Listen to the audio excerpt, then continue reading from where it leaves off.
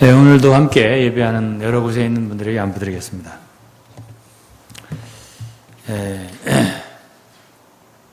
날씨가 너무 덥고 굉장히 참 찌는 듯한 더위 이번 주까지도 계속된다고 하니까 여러분 모든 성도들 건강에 유의하시기를 바라겠습니다.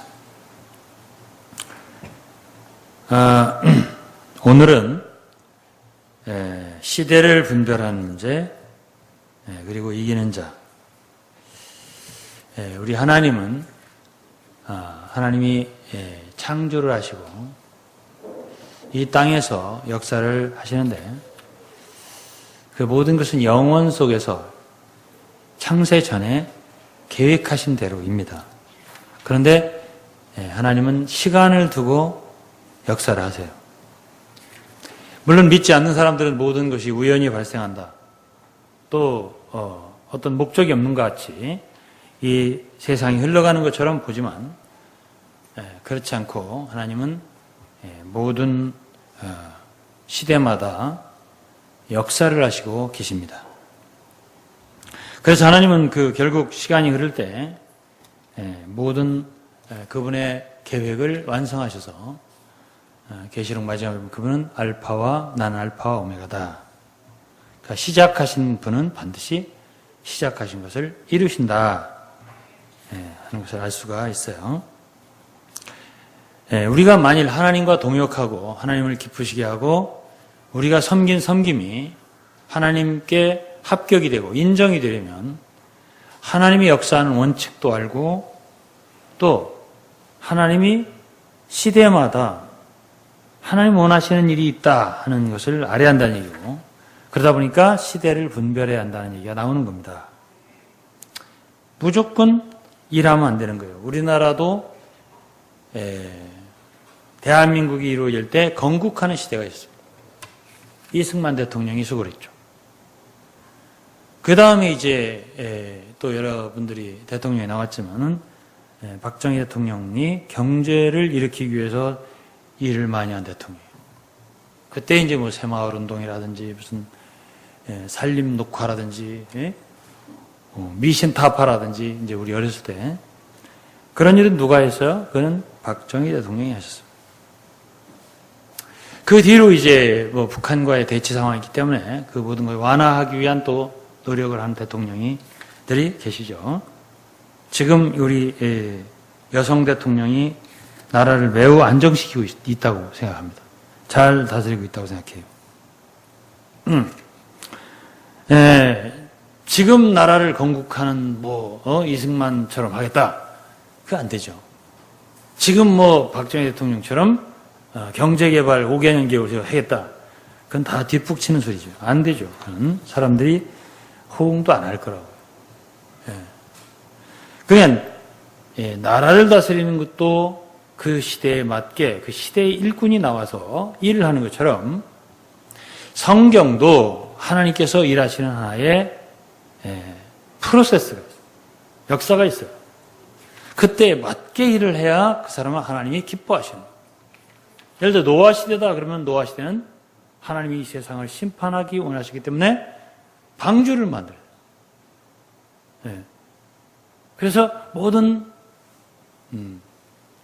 인류를 다 멸하시고 당시에 주님이 원하시는 짐승들 그리고 사람 8명 방주에 태워서 이 세상을 다 끝내신 거예요. 그리고 이제 아브라함 시대, 아브라함, 이삭, 야곱 그들은 이제 믿음이 조상이 되기 위해서 가나안 땅에 들어와서 하나의 믿음의 조상의 족적을 남긴 사람들이에요.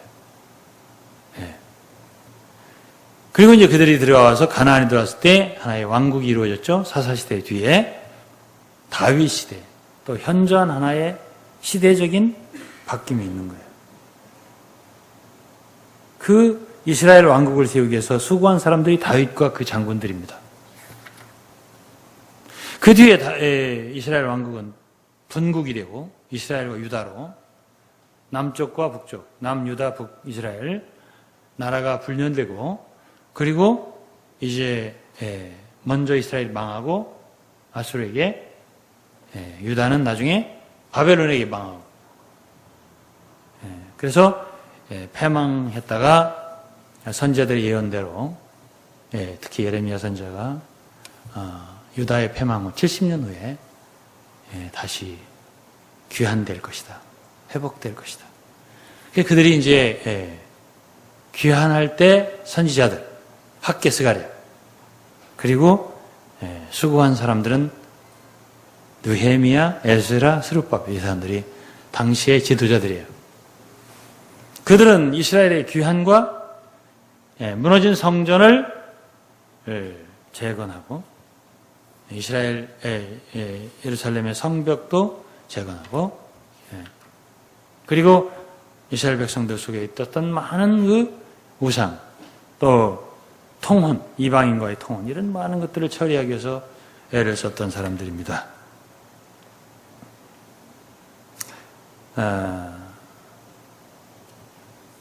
그리고 이제 세례 요한 시대가 있어서 주님이 곧 다시 오시니까 6개월 전에 주님의 길을 예비하는, 평탄케 하는 선지자의 사역을 한 사람이 세례 요한이고, 그 다음에 이제 주님이 오셨고, 그분을 따라서 12제자가 말하자면 충성을 다했습니다. 돌아가신 후에 이제 그들은 예루살렘으로부터 복음을 전하기 시작했고, 얼마 되지 않아서 바울이라고 하는 사람이, 사울, 주님의 부르심을 받아서 이제 사도행전 13장서부터 보면 한 무리의 사람들과 더불어서 이방 세계로 복음을 가지고 나가는, 그러한 그 때마다 주님은 필요한 사람들을 불러서 그분이 원하는 역사를 하게 하고, 그 다음에 마지막까지 살아남은 요한에 의해서 요한복음, 요한서신, 1, 2, 3서, 요한계시록 작성하고, 성경은 그걸로 완성, 66권 이렇게 하고, 그 뒤에 이제 교회는 이 지상에서 이 성경 66권을 가지고 예수를 잘 믿도록 이렇게 하고, 이제 교부 시대가 오고, 그 다음에 이제 많은 신앙에 대한 다툼, 교리 정립, 그런 시대가 있었고, 그러면서 이제 카톨릭으로 교회가 변질이 되고, 그러면서 1500년대에 종교 개혁이 일어나서 마틴 루터, 존 칼빈 이런 사람들에서 교회가 개혁되고, 그래서 이제 우리가 오늘 참 복음을 받아들일 수 있도록 많은 그 중세의 개혁자들이 피를 흘렸어요.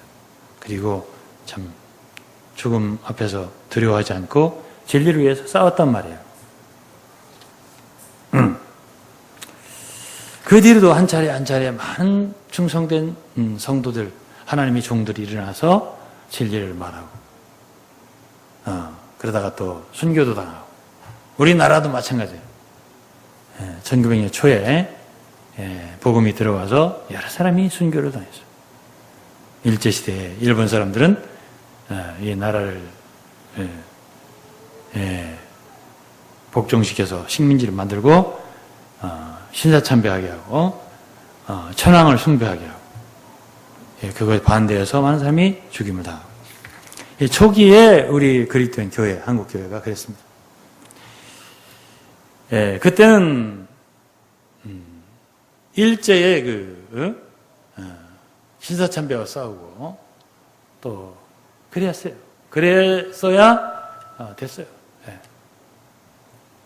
그러니까 지금은 그런 게 없잖아요. 그런 핍박이 없단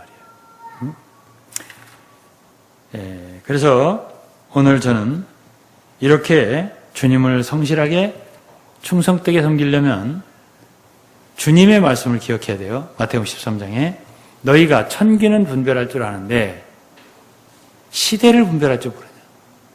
시대의 표적을 분별하지 못하냐? 이렇게 주님이 말씀하셨어요.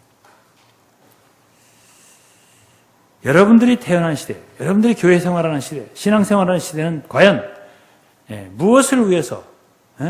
우리 어렸을 때는 국민교육헌장을 외웠어요? 우리는 민족 중에 역사적 사명을 뭐하기 위해서 이 땅에 태어났다. 이 어쨌든 우리의 사명이 있는 거예요. 이 시대에. 그것이 무엇일까? 이 시대에는 과연 우리가 무엇을 위해 수고할 때 하나님이 맞아 참 기쁘다. 너가 너희들 하는 것이 참 내 마음을 시원케 한다. 라고 주님께서 원하시는 그것을 우리가 알아야만이, 시대를 분별할 줄 알아야만이 주님을 기쁘시게 하고 우리는 헛된 일을 하지 않는다는 거예요. 우리가 주님을 섬기더라도 많은 헛된 것에 종사할 수 있어요. 지금도 어떤 사람들은 흥사단 일을 한다. 흥사단은 우리나라 독립운동할 때 안창호 선생이 시작된 겁니다. 지금도 흥사단은 해야 지금 물론 그런 정신을 본받는 거야. 좋겠지만, 지금도 무슨 독립운동을 한다고 상해로 갈 필요는 없는 거예요. 그때는 귀했지만은 지금은 그건 아니란 말이죠. 그러면 지금 우리나라, 이 나라를 위해서 우리가 필요한 건 뭐냐? 정치가가 아니니까 교회, 우리 신앙인들이 이 시대에 우리가 이 시대를 어떻게 분별하고 이 시대에 주님을 기쁘시게 우리는 무슨 일을 해야 되는가를 알아야 되는데요.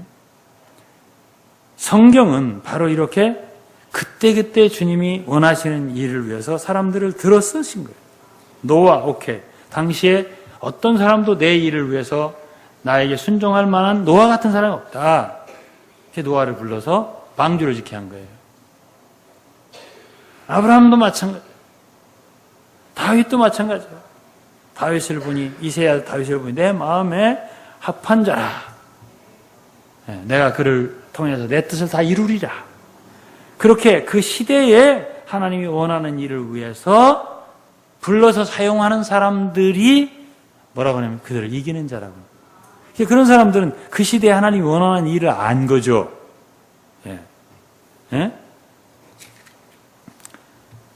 지금은 바울의 시대도 아니고 루터의 시대도 아니다.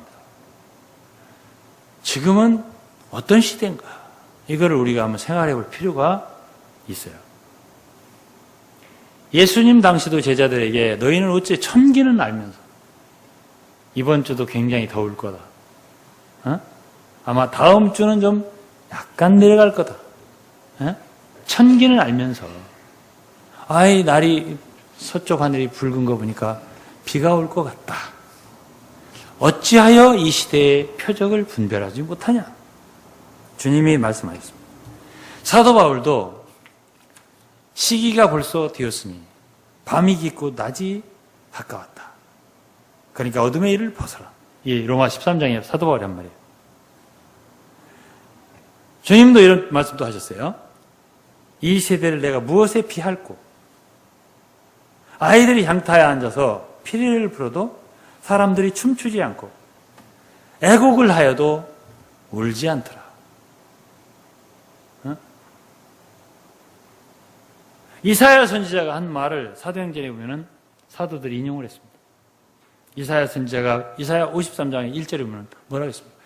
우리의 전하는 바를 누가 들었습니까? 주의 팔이 누구에게 나타났나이까? 우리의 전하는 바를 아무도 듣지 않더라는 얘기예요. 그것이 이사야 시대고 그것이 예수 그리스도 오신 시대고 사도 바울의 시대. 밤이 깊었다는 얘기예요. 여러분, 교회는 세상의 빛이에요. 하나님 자녀들이. 또 계시록 2장과 1장, 2장, 3장을 보면 교회는 그 시대의 빛이에요. 등대, 금초대예요. 빛을 비춰야 되거든. 네? 근데 빛이 없다는 얘기는 교회가 빛의 기능을 못한다는 얘기예요. 어두워졌다는 얘기예요.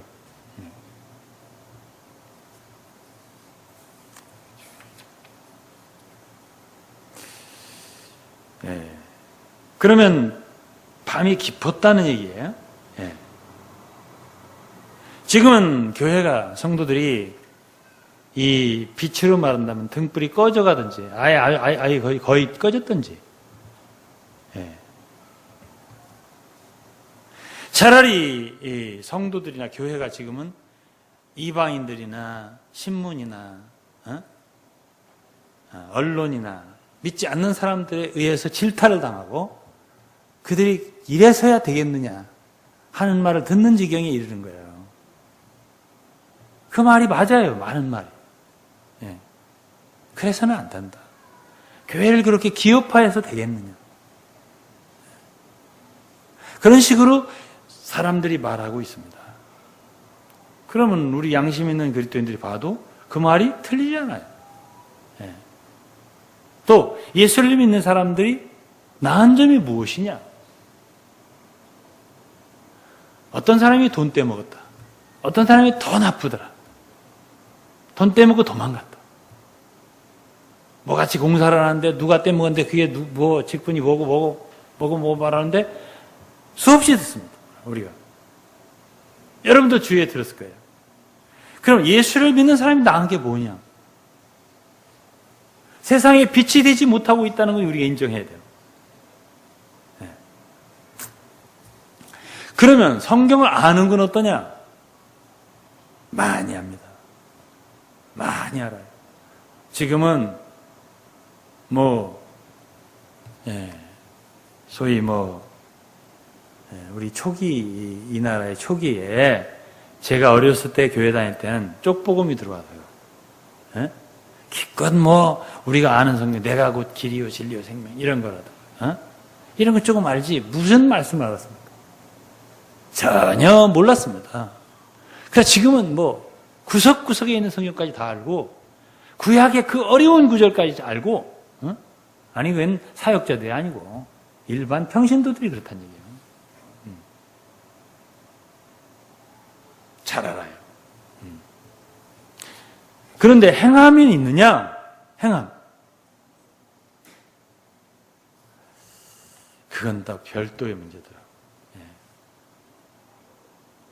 차라리 모를 때는 순종을 잘했었는데 알고 나니까 나도 안다 해서 그런지 이제 더 이상 말을 안 듣습니다. 나도 안다.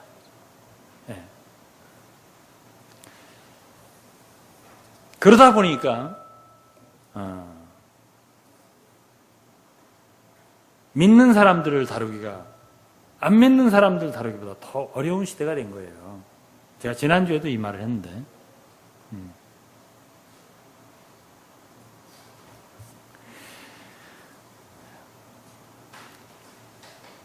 이 신앙이라고 하는 것은 잘못 믿으면은 인간의 이 기본적으로 타고나는 천성이 있습니다. 인간이 기본적으로 태어날 때 타고나는 천성에다가 이 교리와 신앙을 잘못 받아들이면 그것이 그 제2의 천성을 확립해서 원래 타고난 천성을 이겨요. 그것이 극복해버려요. 그래서 더 완고하고 무자비하고 무궁율, 무동정 그런 사람을 만들어버리는 거예요. 원래의 천성은 그렇게까지 동정이 없고 긍휼이 없고 인정이 없는 건 아니었거든요. 그런데 여러 가지 많은 그 교리를 받아버린 결과 다 알기 때문에 사람들이 어떤 말을 하고 어떤 일을 하고 어떤 말 할 때 다 알기 때문에 그런 거에 대한 비판 능력은 굉장히 발달하고 아주 반응이 그런 것에 모든 것에 대해 냉랭하고 어떤 사람이 애통하고 슬퍼하고 그건 슬퍼할 일이 아니다. 다 그런 것 가지고 슬퍼하는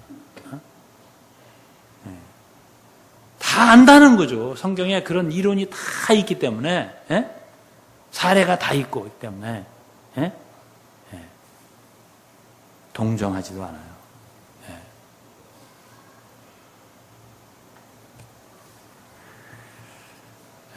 그래서 이제 말하자면 예수 믿는 사람들이 말하자면 굉장히 무미하고 정이 없고, 기본적인 제1의 천성, 타고난 그 사랑, 타고난 인정, 이런 것들이 메말라버리고 사랑이 식어져 버리고, 그리고 교리로 많은 안다는 것으로 받아들인 제2의 천성이 지배하는 시대가 된 거예요. 그것이 성경으로 말하면 바리새인들의 신앙이었어요. 차라리 빌라도는 이방인 총독이고 예수를 살리려고 3번이나 했어요. 종교인들은 그 앞에 차라리 그 죄수, 그 사악한 바라바를 내라 하고 예수를 십자가에 못 박아라. 이게 종교적인 시기거든요. 무서운 것이에요. 그들은 하나님을 안 믿는다고 하는 게 아닙니다. 하나님께 영광을 돌려라. 참남하듯 옷을 찢으면서. 자기들이 믿는 신앙과 다르다는 거죠. 자기들이 믿는 신앙과 다르다 하면은 무자비한 거예요, 그때는. 그래서 중세에 보면 십자군 전쟁이라는 것도 있었고, 종교 전쟁이 더 무서운 거예요. 우리가 알듯이 로마 천주교가 얼마나 많은 사람을 죽였는지,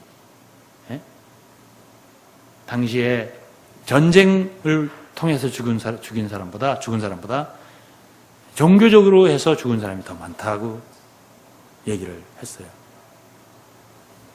그렇다라고 본다면 오늘 우리가 예수를 믿는다고 자랑할 게 있나 지금?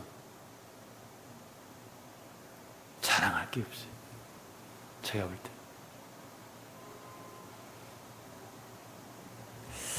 이 시대는 심히 어두운 시대입니다. 빛이 없어요. 등대가 있나? 등대도 없어요. 어디를 보고 빛을 찾아가야 되는데 없어요. 다 어두워요. 십자가는 우리나라 같은 천지가 십자가인데 진짜 양심 있는 그리스도인이 하나님, 난 어디 가야 진리를 들을 수 있습니까? 갈 데가 없어요.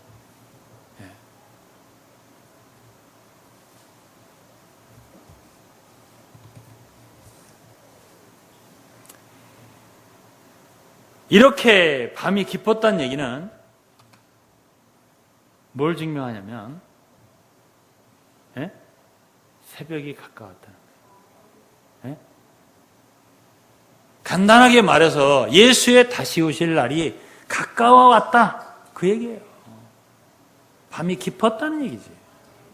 그 시대를 알라는 얘기예요. 제 중점은.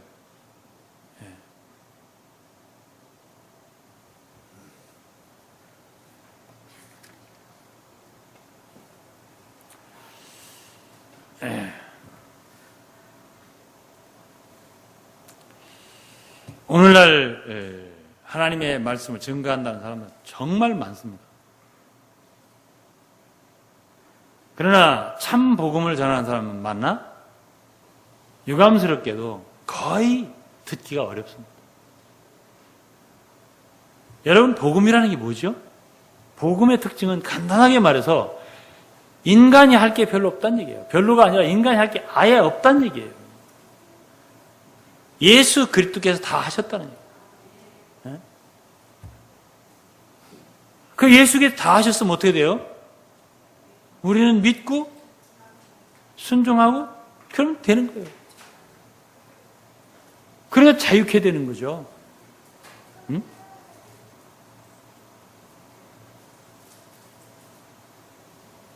우리 할 일이 없는 거예요. 주님이 피 흘려서 죄 용서하셨고 십자가에 못 박이사 우리를 죄에서 자유케 해요. 부활하사 새 생명 주셨고 그리고 오순절 성령을 부어주사 우리를 하나 되게 하셨고 아무 할 것도 없어. 다 해놨어요. 그래서 순종하기만 하면 돼요. 그 목사 할 일이 없어.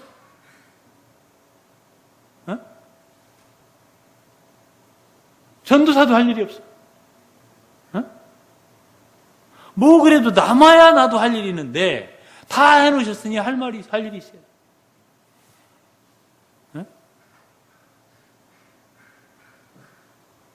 그럼 이 완전한 복음을 전하면 할 일이 없잖아요. 아, 이걸 해서 먹고 살아야 되는데 뭘 할 일이 없잖아요. 해놓고서. 왜 종교가 필요합니까? 왜 사역자가 필요해요? 예수님의 복음 전하는 걸 보면 오늘 이렇게 교회 하는 목사님 같이 안 했어요.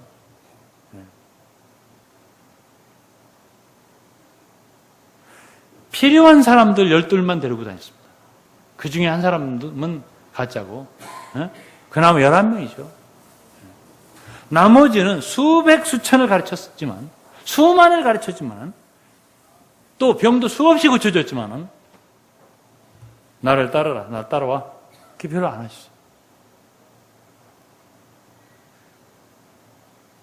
내 집에 가서 네 친속들에게 네가 치료받은 걸 말해라. 아예 따라가. 아니야. 할 말해. 네가 나한테 치료를 받았는데 어느 교회를 다니라. 네가 나한테 진리를 배웠는데 어느 교회를 다니라. 그런 일이 없어요.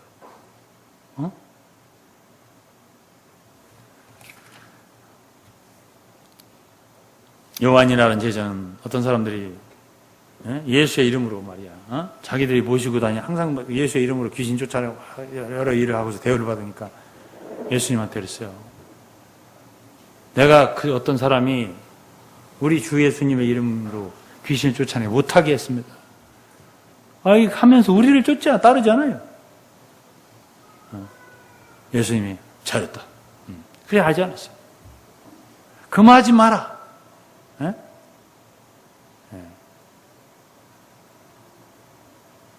내 이름으로 뭘 행하고 능력을 행하고 즉시 나를 비방할 자가 없다.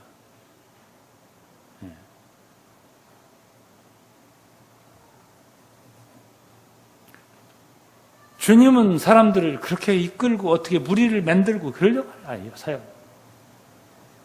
주님은 사람들 고치고 필요를 채워주고 자유케 해주고 치료해주고 보내주고. 사도 바울도 마찬가지. 복음을 전해주고 갔어요. 그 교회는 그 교회 성도에게 맡기고, 그 교회 성도에 하라고 맡기고. 어려서 어떻게 해? 어려도 괜찮아. 맡기고. 3주밖에 안 됐는데 가셔요? 데살로니가 교회는 3주밖에 안 지냈다는 거예요, 바울이. 그래 놓고 또 안 데려갔다는 거죠.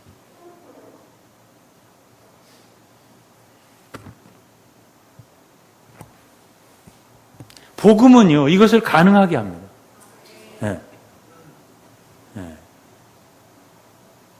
제가 이번에 휴가를 한 3일간 쉬었는데, 좀 일생 제가 이런 휴가를 해봤나 모르겠습니다. 제가 거기 가서 이제 공과를, 30공과를 썼어요. 제가 14년 전에 30과의 공과를 썼는데, 14년 전에, 미국에서 한 달 있습니다. 이번에 혼자 휴가 뭐 합니까? 앉아가지고, 그러니까 완전 지치더만. 그래서 이제 왔어요. 다 완성을 했습니다. 오늘 와서 선문을 써서 이제 책이 나올 거예요. 전생할 때 그렇습니다. 그것만 가지면 어느 누구도 다 어느 정도 기본적인 신앙을 가졌으면 다 할 수 있어요. 함께 공부하면 되잖아요. 여러분, 중국에는 목사가 별로 없었습니다. 지금 조금씩 생겨났는데요. 왜? 핍박하니까. 잡아가니까. 가두니까. 고통당하니까. 사역자가 됩니다. 우리나라는 넘쳐납니다. 왜 넘쳐나죠? 어려움이 없으니까. 또 어쨌든 그래서 생계를 유지할 수 있으니까.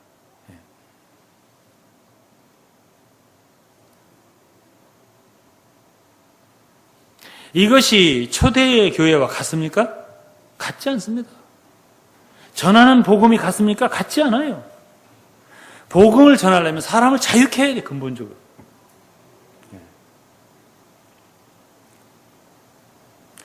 내가 전했기 때문에 내 무리를 만들려고 한다. 그럼 벌써 틀렸어요. 그거는 성경 바울은 그런 일을 안 했고 거짓 사도들이 그런 거예요. 바울을 항상 공격하고 방해.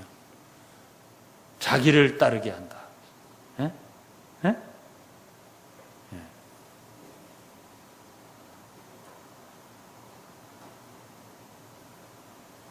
이익을 위하여 이익을 얻으려고 이익을 위하여 어그러진 말하고 자기를 쫓게 한다.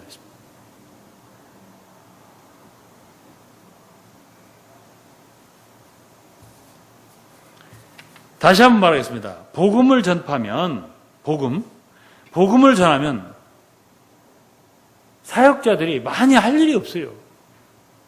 구원 받았는데 기본적으로 어떻게 주님을 따르는 것까지만 가르치면 다 그들이 할 줄 아는데 예? 왜 계속 붙들고 있어야 되는데? 예?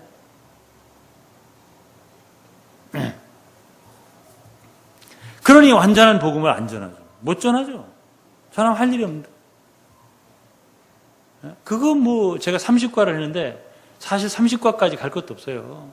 한 10과까지만 하면 어느 정도. 예. 그러면 하루에 한 과씩 하면 열흘이면 되고, 예? 한 주에 하나씩 하면 10주면 돼요. 예. 그러면 기본적으로 여러분들이 완비된다고요. 에티오피아 내시를 보라고. 누가 전했죠? 빌립이. 병거를 타고 성경 있는 사람 전하고. 그러고서 침례 주고 헤어진 거예요. 예? 그리고 간 거예요. 에티오피아 가서 복음을 전했겠죠.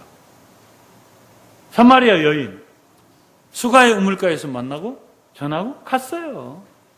끝이에요. 예. 그가 가서 사마리아 가서 복음을 전했지 않습니까? 예?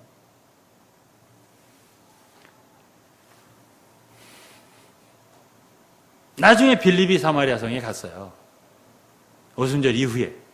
거기서 복음을 전했지만 빌립도 또 거기서 이제 베드로 요한이 와서 이제 기도해서 성령 세례를 받게 하고 그런 다음에 빌립은 주님이 아소돈가 어디로 들어가고 옮겨가 버리고 베드로와 요한은 예루살렘 돌아가 버리고 사마리아에는 거기에 예수 믿은 사람들만 남은 거예요. 빌립이 거기서 담임 목사 안 했다고. 예? 복음을 전했으면 된 거죠. 이제 그들이 전진해야죠. 예? 사람들을 모아서 내가 일생 이 사람들을 붙들고서 살아야 되겠다. 그거는 싹군입니다. 그거는 성경에 있는 사역자들의 실행이 아니에요. 이것이 오늘날 기독교의 부패가 아닙니까? 예? 왜 이렇게 많은 교회가 있어야 돼요? 한 골목에도 4개, 5개. 여기 금방만 해요. 그게 왜, 무슨 예배당이 이렇게 많이 있어야 되는데?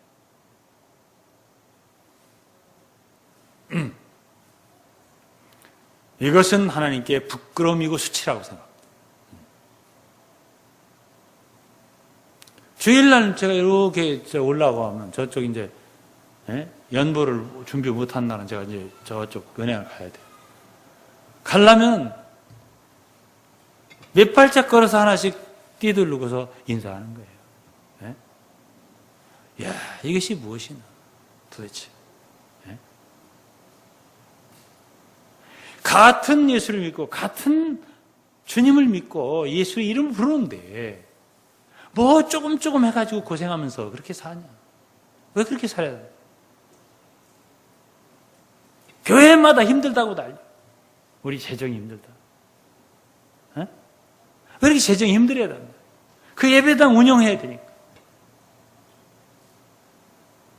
아이, 거기 골목 한 너댓 개 있는 게 다 합해서 해봐봐. 힘 하나도 안 돼. 그거 다 없애버리고 좀 약간 넓은 데서 하는데 뭐예요?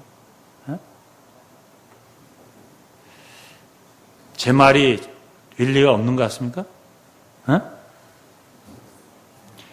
사람이라고 하는 건 진리고 교리를 떠나서 기본적인 양심이라는 게 있는 거예요. 이건 아닙니다. 이 시대, 지금 우리가 사는 시대에 우리가 보고 있는 신앙의 모습은 성경하고 대조할 때 너무 아닌 게 많다는 거죠.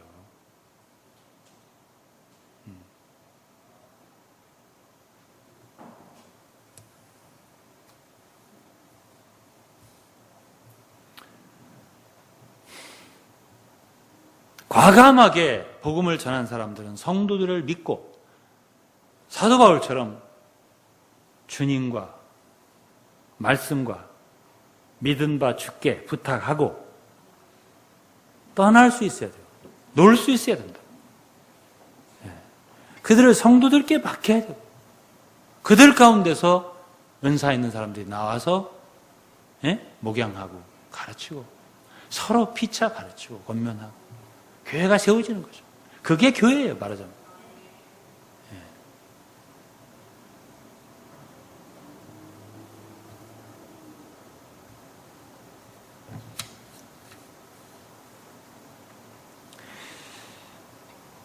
그래서 이 시대는 제가 생각할 때 참 복음이 초기에 있는, 초대에 있는 복음이 그대로 전해져야 되고요.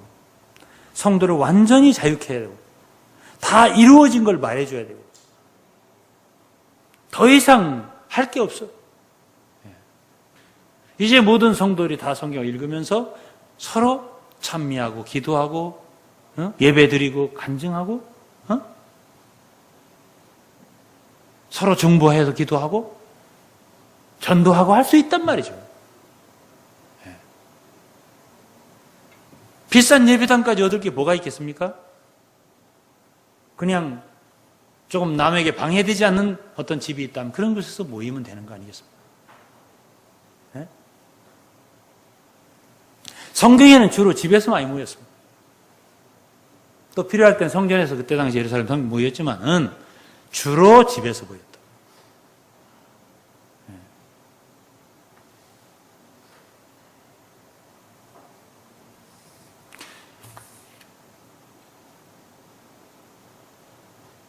그리고 이제 이 시대는 교회가 무엇인지 이것이 진리가 온전히 회복된 시대예요. 우리는 서로 지체가 되고 이것이요 몸의 생활이 실제로 되지 않으면 그 신앙생활은 50점이 안 됩니다. 몸의 생활이 있어야 진정한 십자가가 거기 있고 진정한 자아 부인이 거기 있는 거예요. 왜? 지체이기 때문에 내가 혼자 내가 원하는 걸 못하는 거예요. 여러분 위아래 몸을 한번 보세요. 어떤 지체가 제멋대로 합니까? 자기 마음대로 하는 지체가 어디 있어요? 다 몸의 지시를 받고 몸의 통제를 받고 제약을 받고 함께 움직이죠.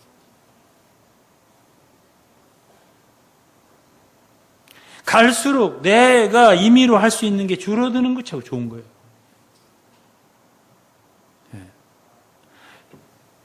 사도 바울이 다메섹에서 처음 구원받을 때부터 본 빛이 이거예요.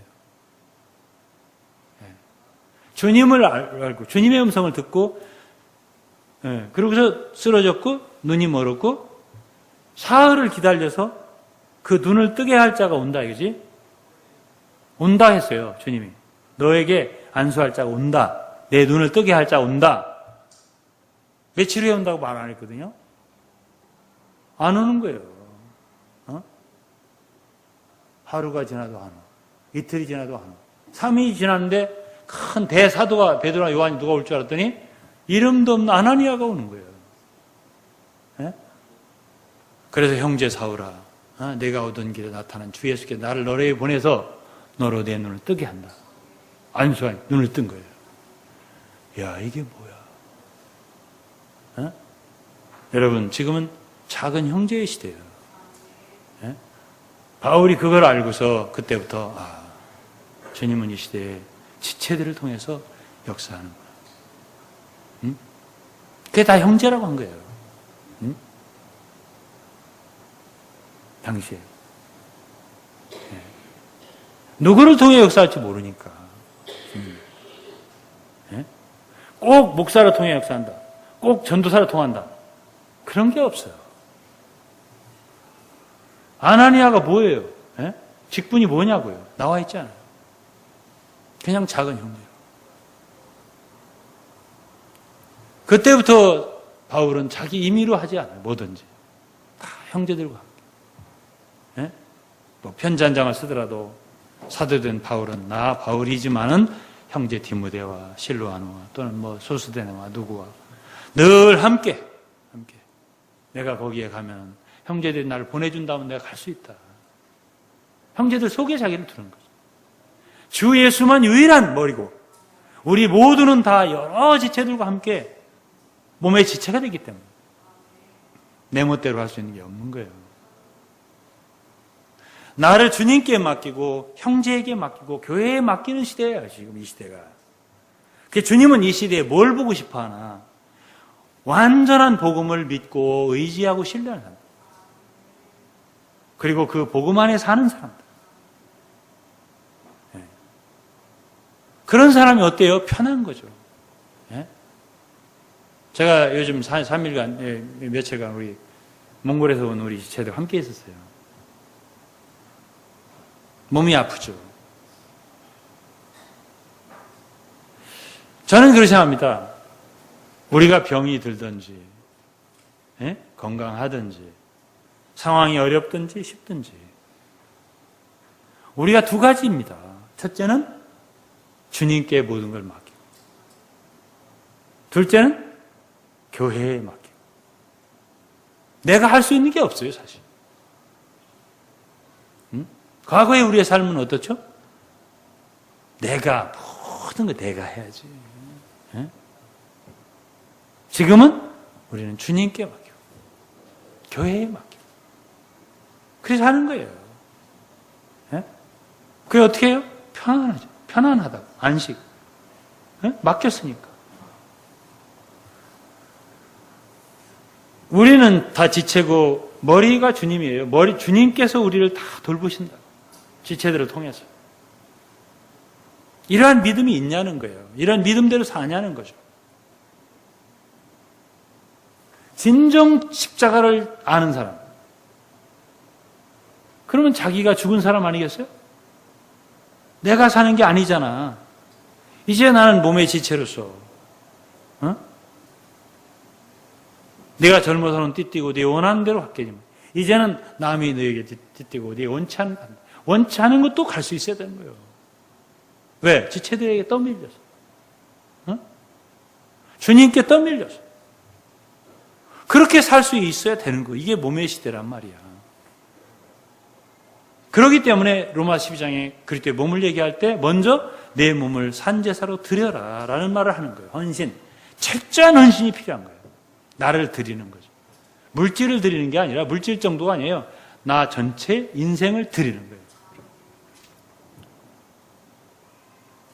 저는 이 시대가 이러한 무리가 일어나기를 주님이 원하시는 시대다라고 감히 말할 수 있어요.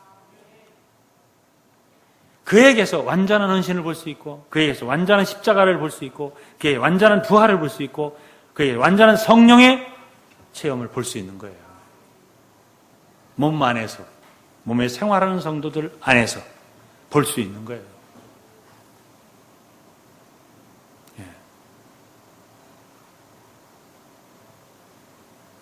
나의 지체의 부분만 하면 돼요. 주님이 나에게 맡긴 것만 하면 돼요.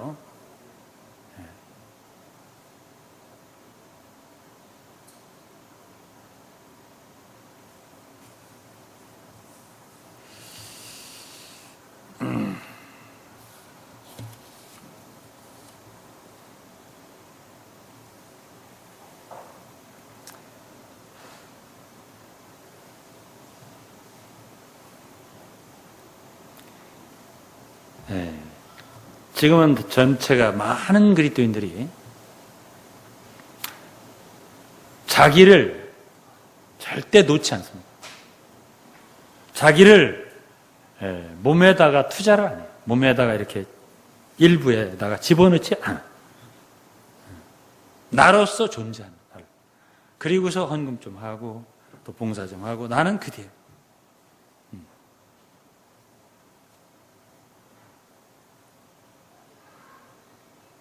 그래서 주님이 원하는 몸은 얻지 못하는.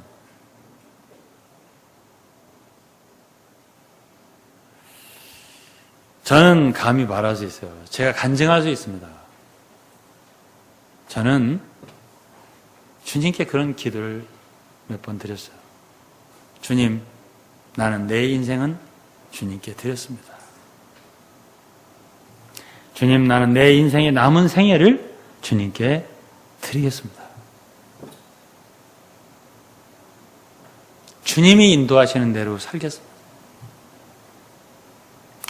약함이든 건강이든 주님이 선택해 주시고 주님이 주시는 것이라면 다 받겠습니다.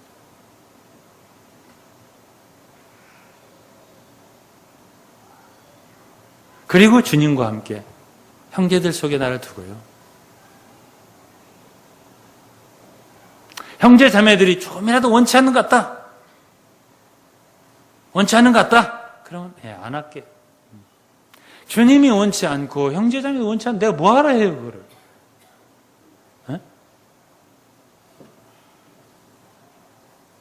난 나의 주장을 꺾고 내려놓고 나를 내려놓고 정말 주님이 원하신다면 제가 따르겠습니다. 오라 하면 올 것이고 가라 하면 갈 것이고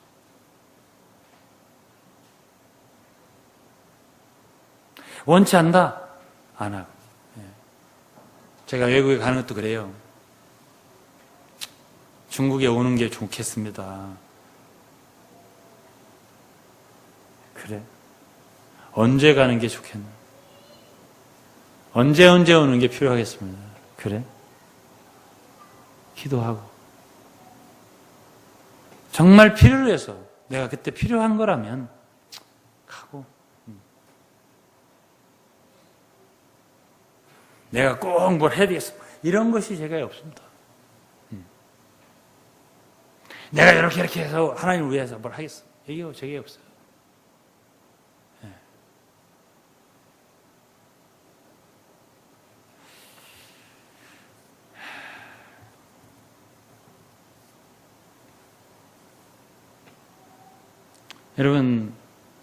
여러분들 인생의 배를 누가 조종하십니까?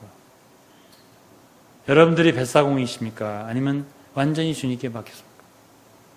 주님이 여러분들을 조종하게 하십니까? 아니면 여러분들이 조종하십니까? 기용, 잔느 기용이라는 자매가 찬송을 썼어요.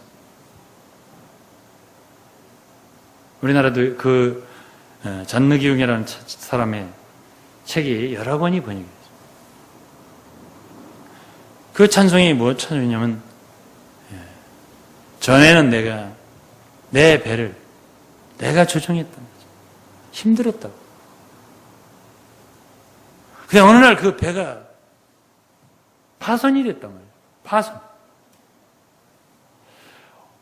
배가 부서졌네? 배가 깨져버렸네? 사람들이 놀란다고. 그런데 배가 깨지고 나니까 아이고 좋네. 편안하네? 사람들은 나의 이 편안함을 모른다. 이런 찬송시를 썼어요.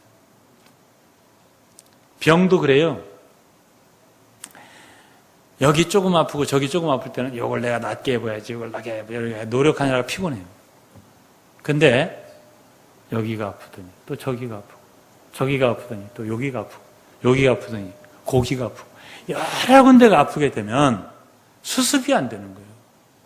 응? 내가 수습할 수가 없어.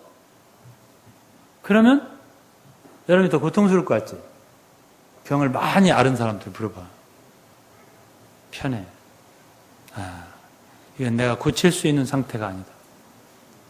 내가 노력해서 될 수 있는 상태가 아니다.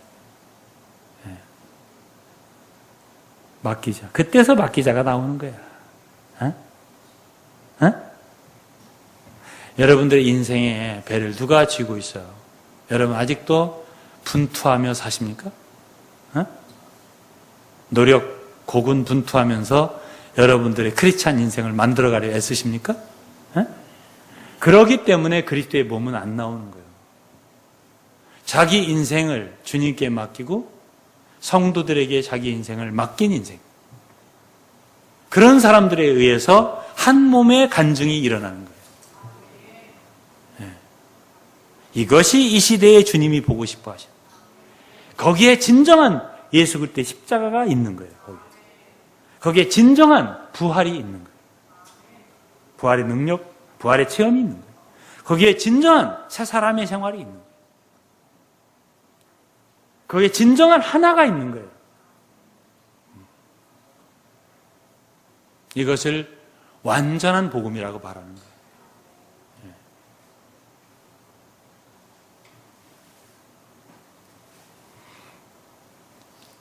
그러면 도대체 사역자의 할 일이 어디 있냐? 그렇게 했으면 딴 데가 또 해야지.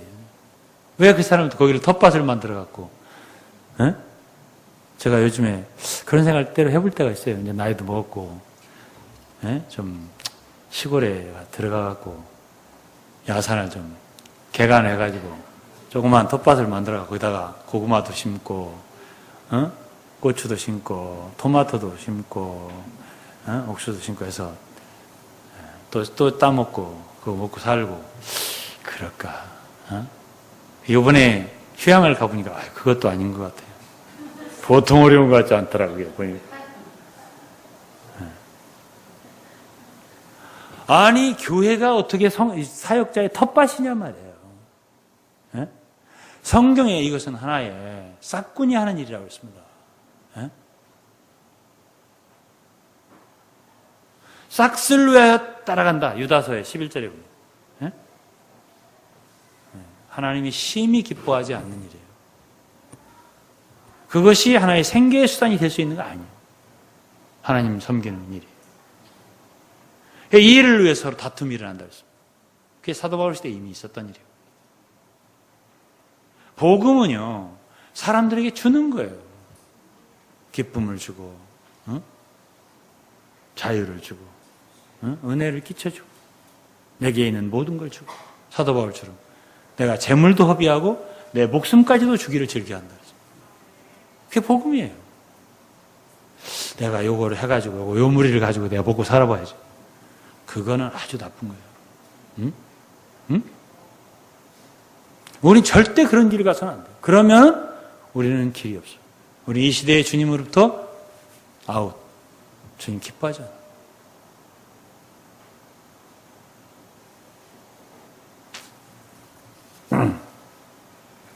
마지막으로 몇 가지 말하겠습니다. 저는 제가 대학생 때 이제 예수를 믿고 주일학교 때부터 다녔지만 진짜 주님을 알게 된 건 대학생 때.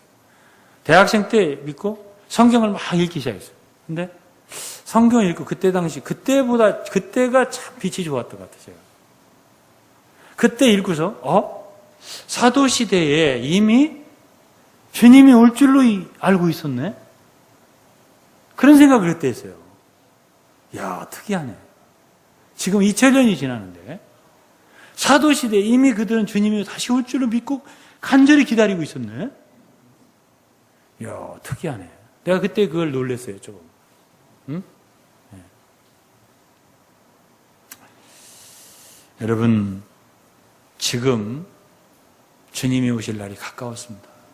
정말입니다. 밤이 깊었어요. 빛이 없어요, 어디고. 이런 시대가 없어요.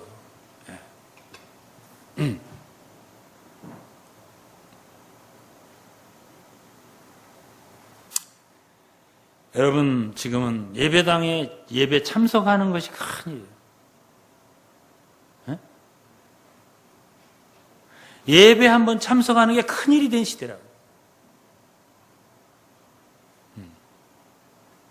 그거는 그리스도인의 기본이에요. 기본. 그것도 안 하면 아무것도 안 하는 거예요. 기본이라고.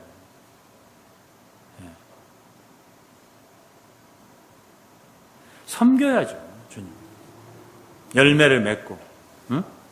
주님이 열매 없는 무화과나무 저주했잖아요. 포도나무 가지, 열매가 없으면 불에 던져 사른다 했잖아요. 열매가 있어야 할 거 아니에요. 섬겨야 할 거 아닙니까? 저는 어제 휴가 가서도 우리 친구 하나에게 전화를 하고 내가 책을 하나 보내줄 테니까 꼭 읽어라. 나는 뭐 믿지도 않는 사람인데 믿는 사람한테 보내지. 아니, 내 책은 안 믿는 사람도 읽으면 아주 재밌게 썼어. 그러면 고맙지.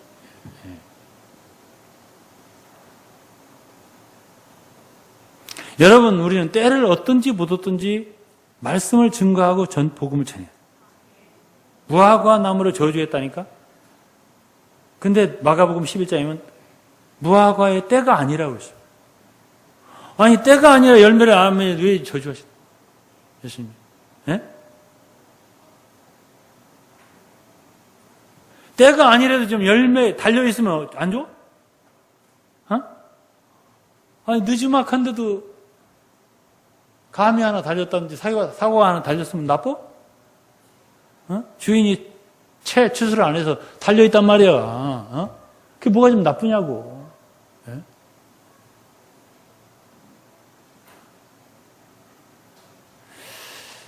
여러분, 때가 언제 다가올지 몰라요. 계산할 때가, 주님과.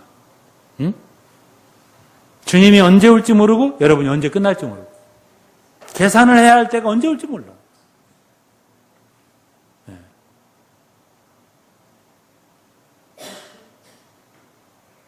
우리 찬송의 성도들아, 때를, 뭐라고? 때를 어떻게 해서 속히 복음을 전하라면서. 예? 죽음의 날 오기 전에 속히 복음 전하라. 후회하지 마라. 여러분 옆에 사람들이 죽어간단 말이에요. 복음을 전해야 할 거 아니에요. 열매가 있어야 할 거 아니에요. 열매 없는 나무를 주님이 저주하신다. 뭐가? 지금 이 시대는 믿는 이들이 예배에 나오는 게 가장 큰 일이에요. 그 시대예요. 예배 나오는 게 무슨 큰 일이에요. 그건 기본이에요. 예?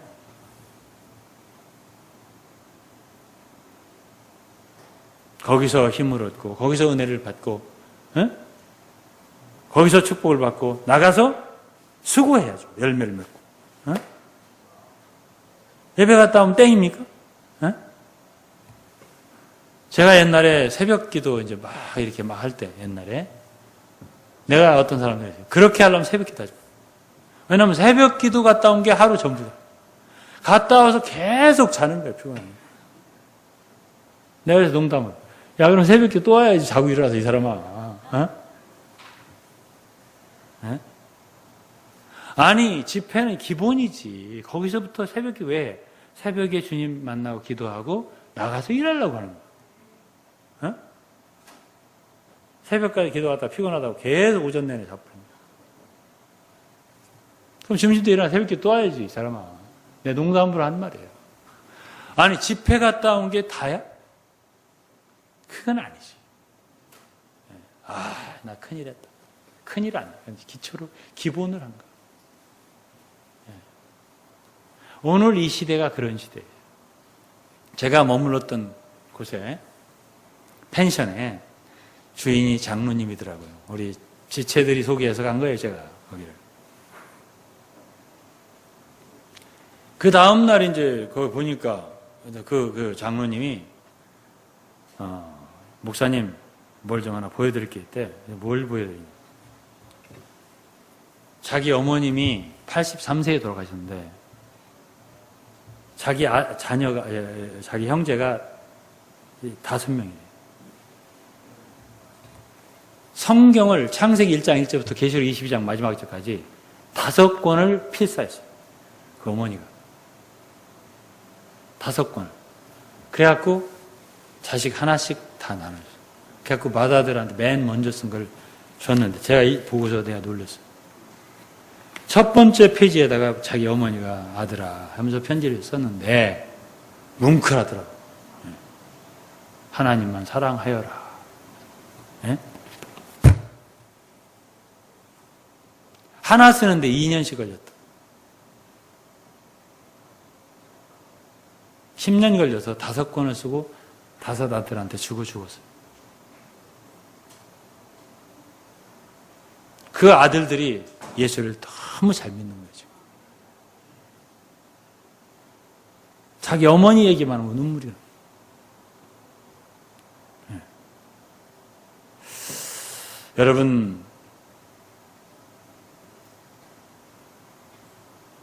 뭔가 살아있을 때, 기력이 있을 때, 저는 오늘도 솔직히 말해서 여러 가지로 어려웠어요. 아침에 일어나서. 11시 예배잖아. 10시 반까지 아침 물론 일찍 일어났지만 누워있지 않으면 안 돼요. 제 아픈 곳이라는 다 일어나더라고요. 다 일어나. 그래도 제가 나오면서 기뻤어요. 감사하고. 왜? 그래도 내가 말씀 전할 수 있잖아. 어? 그래도 여전히 난 말씀 전할 수 있잖아. 감사했어요. 네, 여기 앉아서 하나님 감사합니다 기도하고 왔어요.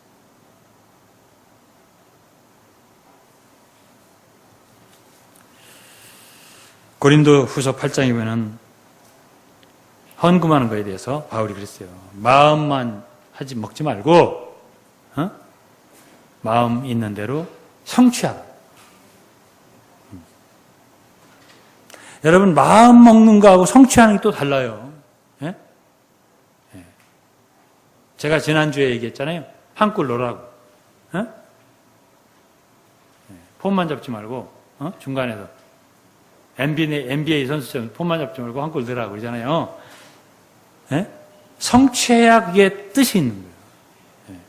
예를 들어서 마리아가 옥합을 깰 맘만 잔뜩 감동이 말이지, 감동의 물길이 가슴을 넘쳐 흘러가지고 머릿속으로 쭈비쭈비 해도 안 깨면 소용이 없는 거예요.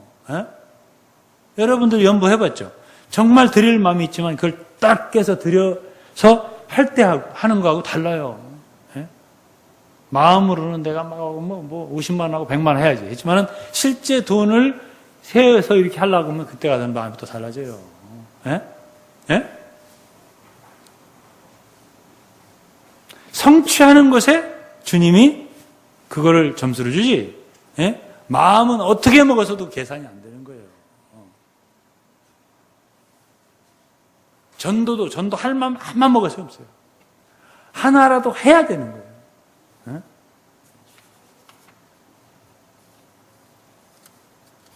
라우디게아는 순 말만 해요. 이론. 고린도 교회도 말만 해요. 예? 야고보 사도가 오죽하면 그 몇 장인지 어제 마지막 절이에요. 선을 행할 줄 알고도 하지 아니하면 뭐라고 했어요? 뭐라고? 죄인이라.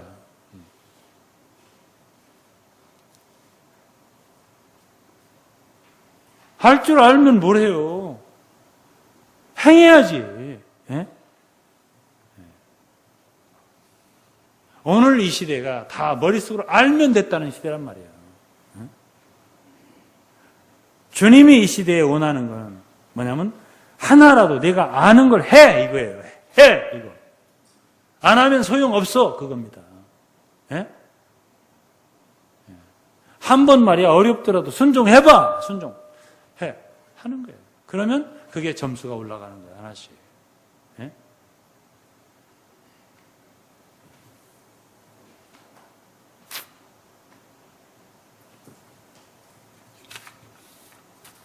제 말이 여러분들이 좀 달콤하게 좀 좋은 얘기만 좀 하시면 좀 은혜 받고 갈 텐데 좀 부담 주시네. 이렇게 이제 말하지 몰라도, 응? 디모데후서 4장에 보면 많은 사람들이 진리에서 돌이켜 허탄한 이야기를 조치리라 그랬어요. 진리에서 귀를 돌이킨다 그랬어요. 사람들. 디모데후서 4장. 그게 말세예요. 그리고 자기의 가려운 길을 긁어주고 그럴 스승을 자기의 사욕을 쫓을 스승을 내가 원하는 그것을 하도록 말이죠. 밀어주는 그런 교사를 사역자를 찾는다는 거예요. 더 사업을 잘하게. 물론 사업 잘하지 못하는 거 아니에요. 자기가 원하는 걸 하게. 그런 사람을 찾으러 다닌다는 거예요. 저는 오히려 하고 싶은 거를 막 싹싹 끊어놓는 일을 하니까 사람들이 싫어할 수도 있겠어요. 그렇지만 제 말씀을 순종하는 것이 영생의 소망을 쌓는 거예요. 네. 제가 이렇게 말할 수 있다는 것은 저도 이렇게 할 수 있다는 얘기예요. 나도 그렇게 주님 인도하겠다는 뜻이고요. 네? 왜 그렇게 말씀을 계속 계십니까? 나더러 그렇게 묻는다면 가만히 있어봐. 네. 주님이 어떻게 인도하시나?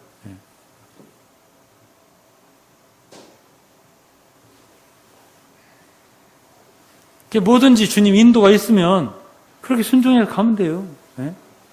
이런 모든 주님을 위한 참 귀한 일조차도 제자 그것도 주님께 난 맡겨요. 주님께서 하시면 그때 순종하려고. 네.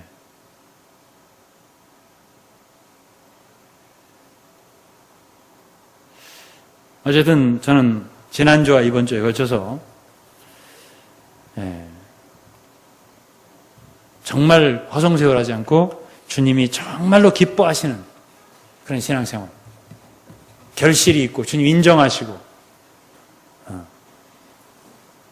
주님이 상을 주실 수 있는, 그것이 바로 이기는 자예요. 상을 받을 수 있는 사람. 다 상을 받는 게 아니거든. 계시록 2장 3장에 보면 그때 그 교회마다 특징이 있어요. 처음 사랑을 연 에베소 교회에서는 처음 사랑을 행위를 가진 사람들. 4대 교회 다 죽어 있잖아요. 그래도 살아있는 흰옷을 입은 사람들. 라오디게아 같은 의견만 있고 말만 있고 지식만 있고 자랑하고 교만하고 그래서는 불로 연단된 금을 사고 열심을 내는 사람들. 그 시대에 그런 교회와 다른 사람들이에요. 다른 사람들이야게 이기는 자란 말이에요. 네? 서문학교는 당시 핍박을 당하는 교회였잖아요. 거기서는 죽도록 충성하는 사람들이에요. 죽어도 충성하는. 우리나라 초기처럼. 네. 지금 나는 일본 신사참배 안 하겠다. 지금 그게 소용없어요. 그거 아니에요. 지금. 네? 일본 놈들이 신사참배 안 해도 아무 나도 지금 아무 상관이 없어요. 지금은 제가 지금 말씀드린 이런 지금 오늘 얘기한 이런 것들에서 벗어나고 거기서 절대적으로 자기를 드리고 순종하고 아는 진리를 순종하는 거예요. 아는 만큼 그런 그리스도인들을 주님이 오케이 합니다.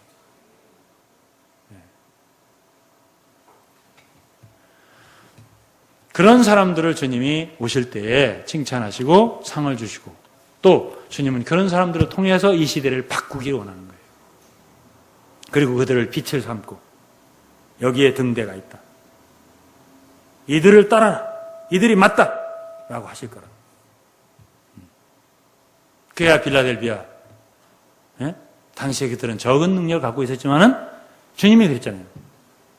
유대인들 얼마나 와서 정말로 이들이 주님을 사랑하는 사람들인 것을 내가 알게 해줄 거라고.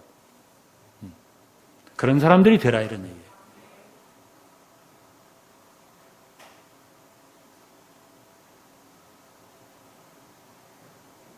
믿으려면 확실하게 믿자는 얘기지. 확실하게 믿자 이거예요. 맡기려면 확실하게 맡기자 이거예요.